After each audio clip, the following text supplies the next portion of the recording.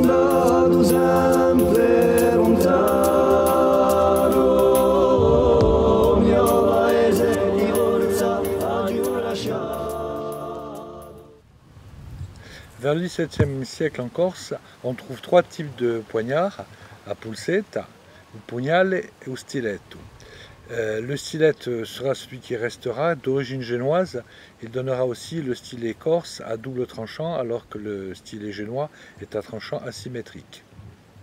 Alors nous avons deux sortes de stylets. Le génois, qui a un long tranchant et un contre-tranchant. Il faut savoir que les stylets n'étaient pas affûtés car ce sont des armes d'estoc avant tout.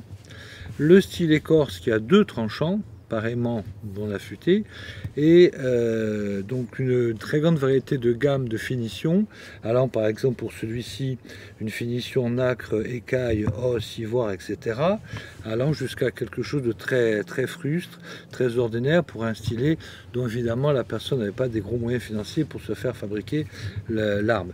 Destination, eh bien, la vengeance, le respect, la chasse, etc. Et pour ce qui est des différentes fabrications au travers des âges, on appelle les origines génoises. Il faut savoir que certains stylets ont été fabriqués en France, notamment à Thiers, qui suite à la demande croissante des armuriers insulaires, s'est mis à fabriquer le type génois, le type corse, mais surtout le type génois, notamment sous Napoléon III et jusque dans les années 1920. Alors les stylets sont souvent conservés dans les familles, malheureusement mal conservés, et donc ils sont souvent amenés à restaurer dans mes ateliers. Nous avons ici un Louis Campi 19e avec incrustation d'écailles maéchor sur un fond d'ébène très abîmé, et le petit cabochon de l'arrière avec une tête de Moore en argent.